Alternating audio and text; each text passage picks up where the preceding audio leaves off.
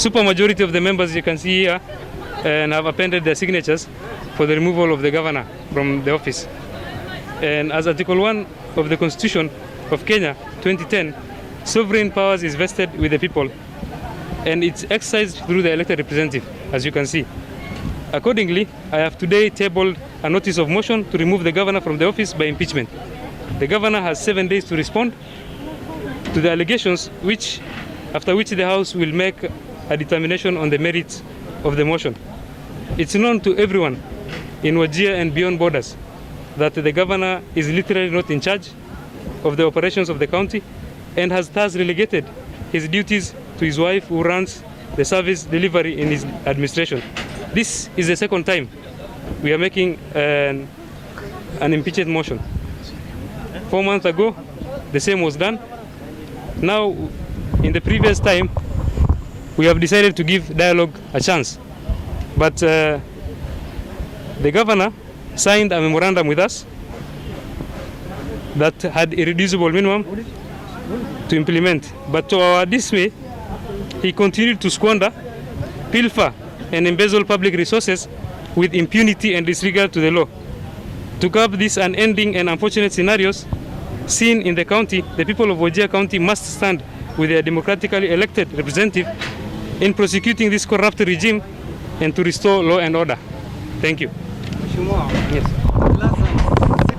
And the motion was moved by the member for El Nur Tulatula, Honorable Abdullah Isaq, on many grounds that the county, that we felt that were things that were disturbant to the members of the larger county.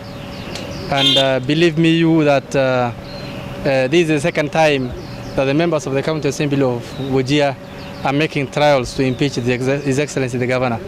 And the first one that was moved by member for Banane, Honorable Abdi Muhammad Sheikh, which did not reach the floor of the Assembly. We gave dialogue a chance, and as a result of that particular dialogue, we had an agreement signed between the Executive and the County Assembly of Wajir on behalf of the people of Wajir. From there, things were not in order, and this is as a result of things were not in order that pushed the members to again unanimously agree and gave a motion of impeachment to His Excellency the Governor.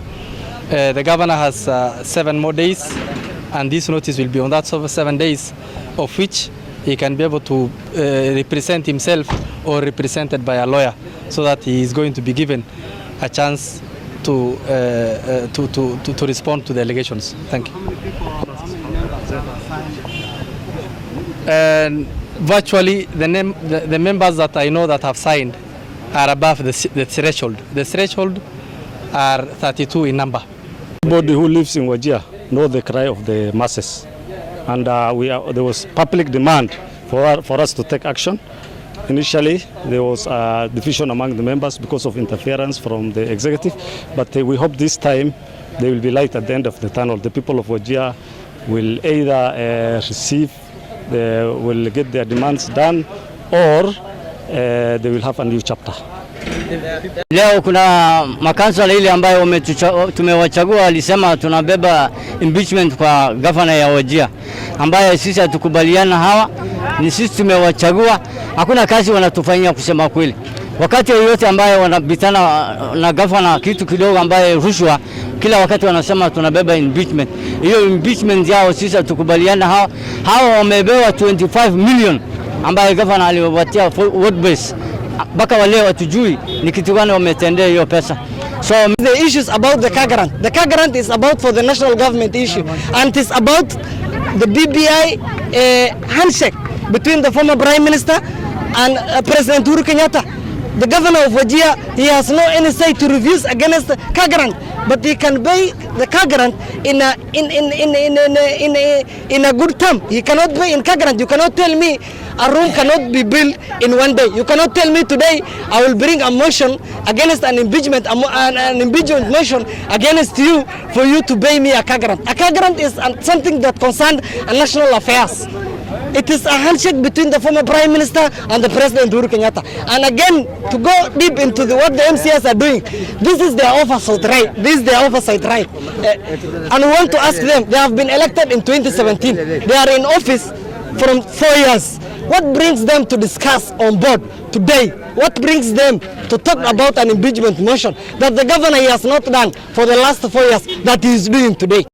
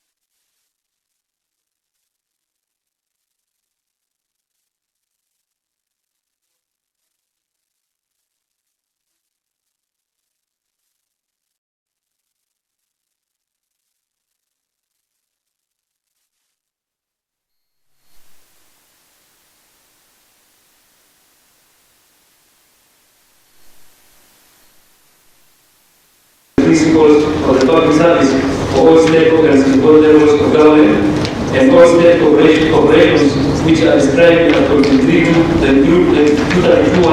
as follows. High standards of professional ethics, be efficient, effective and economic use of resources, C. Responsive, prompt, effective, impartial and equitable provision of service, involvement of the people in the process of policy making, accountability for administrative acts, transparency and provision to the public of timely, accurate information, G, subject to paragraph H and I, fair competition and merit as the basis for appointment and promotion, representation of Kenya's diverse communities.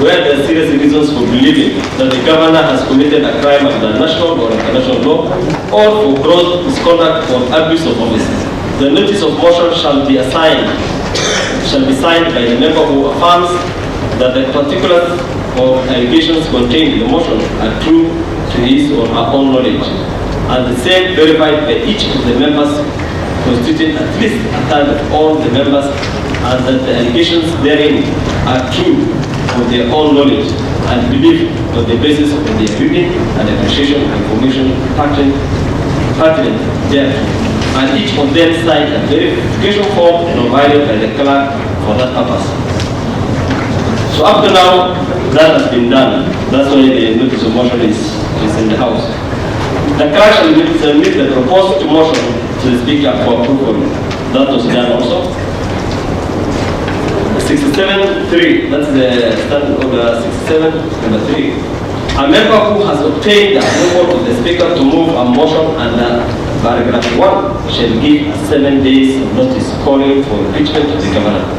So once I have approved the motion today, and the member now, the first thing he has done is to move a notice of motion. And this notice of motion is calling for 7 days notice for the impeachment of the governor.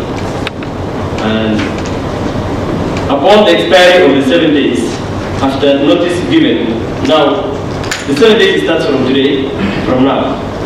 So you can count 7 days from now, calling for impeachment of the governor. Upon the expiry of the 7 days after notice given, the motion shall be placed on the order paper and shall be disposed of within 3 days.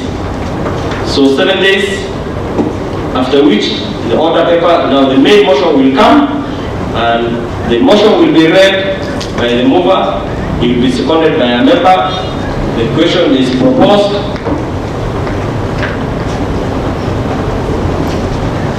Question is proposed. Debate starts.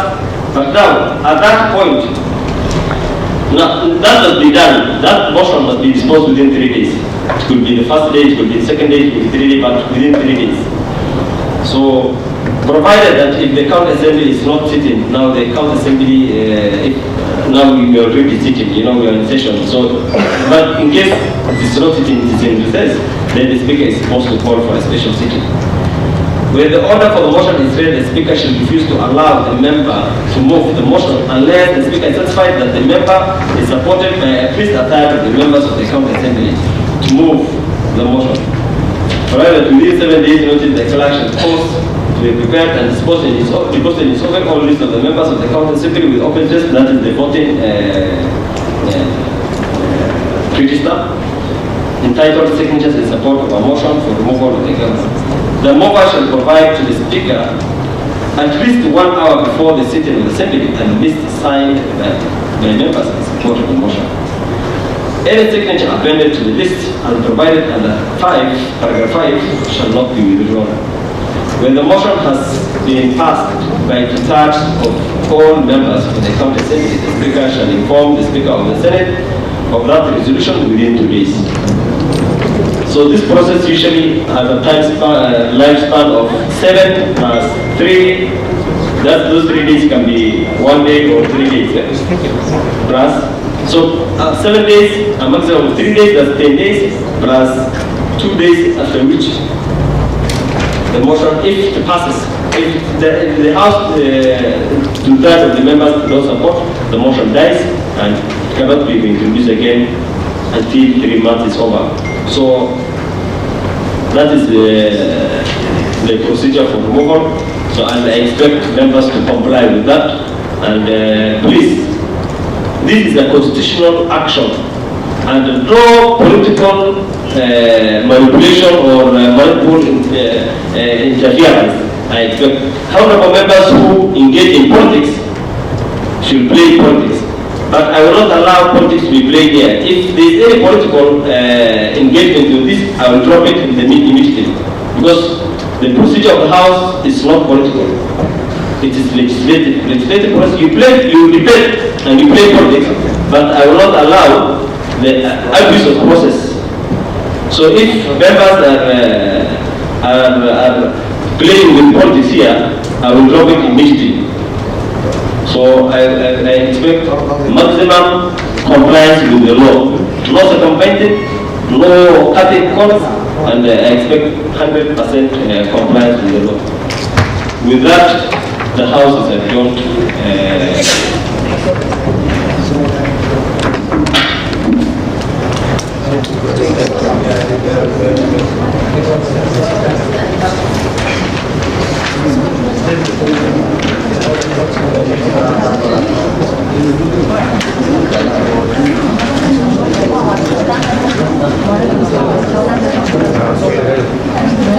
Yeah, I'm reminded actually that the reason we're calling for the 7 days is to give the governor the time to be heard. So at the end of the 7 days, the governor will prepare his defense. On the 7th day, when the House, before the House, when the main motion is tabled, then the governor will be given an opportunity either as a person or through his lawyers to represent him and defend himself in the floor of the House before the House makes a presentation. So that is the